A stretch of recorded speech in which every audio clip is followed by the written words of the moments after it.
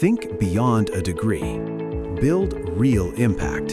Shape your future with an MBA. From IILM University. Ajit Pawar की पत्नी Sunetra Pawar deputy CM बनने वाली है, लेकिन महायुति ने यूं ही नहीं सुनेत्रा पवार को डिप्टी सीएम बनाने का फैसला लिया। पर्दे के पीछे से इसे लेकर बड़ा खेल है।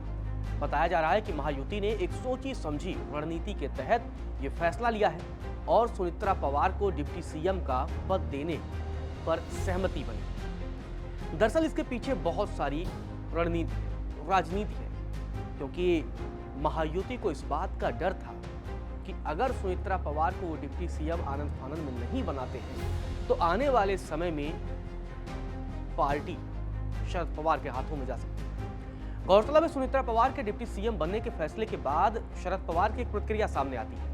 शरद पवार इसमें कहते हैं कि उन्हें नहीं पता कि सुनेत्रा पवार डिप्टी सीएम बनने वाली है, ये उनकी पार्टी का फैसला है, हमारा नहीं। इसके अलावा शरद पवार का एक और बयान सामने आता है जिसमें वो बड़ा दावा करते हैं। वो कहते हैं कि 12 फरवरी को एनसीपी का विलय होने वाला था। जी हाँ, ये बड़ा बयान, और ये बयान ऐसे वक्त में आता है जब अजीत पवार का निधन हो चुका है।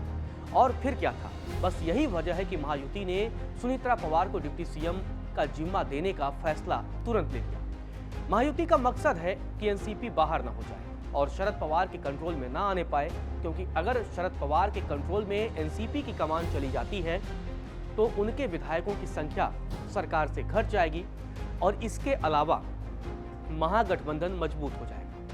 तो इसीलिए महायुति ने तुरंत ही सुनेत्रा पवार को ये जिम्मेदारी देने का फैसला लिया, क्योंकि अगर सुनेत्रा पवार डिप्टी सीएम रहेंगी तो एनसीपी का समर्थन महायुति को सरकार में मिलता रहेगा। गौरतलब है कि एनसीपी के विलय की खबरें भी जोर पकड़ रही थी। अब शरद पवार ने भी दावा कर दिया है कि अजीत पवार 12 फरवरी को एनसीपी के विलय की घोषणा करने वाले थे। बाकायदा जयंत पाटिल और अजीत पवार के बीच बैठकें भी हुई थी। आपको बता दें कि जयंत पाटिल शरद पवार के करीबी नेताओं में से एक माना जाते हैं। हालांकि इसी बीच अजीत पवार का प्लेन क्रैश हो जाता है। इसके बाद ये भी संकेत मिले कि दोनों एनसीपी अगर एक साथ आ जाती हैं तो कंट्रोल शरद पवार के हाथों में जा सकता है।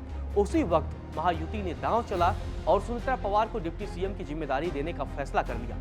महायुति के भीतर यह सोच स्पष्ट है कि अगर अजीत पवार गुट कमजोर पड़ा या उसकी पार्टी का विलय हुआ तो एनसीपी पर शरद पवार की पकड़ फिर से मजबूत हो जाएगी और ऐसे सिचुएशन में सरकार के सामने एक मजबूत विपक्ष खड़ा हो जाएगा।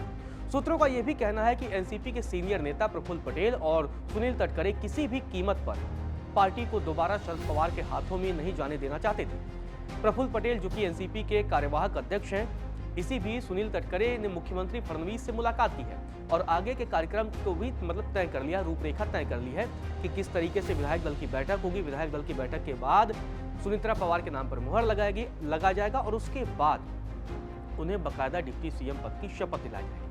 मतलब महायुति किसी भी कीमत पर एनसीपी अजीत गुट को शरद पवार के हाथों में नहीं जाने देना चाहती है। आपको बता दें कि अजीत पवार के निधन के बाद से अब सुनेत्रा पवार महाराष्ट्र की डिप्टी सीएम बनने वाली है और शपथ लेते ही वो महाराष्ट्र की पहली महिला डिप्टी सीएम बन जाएगी।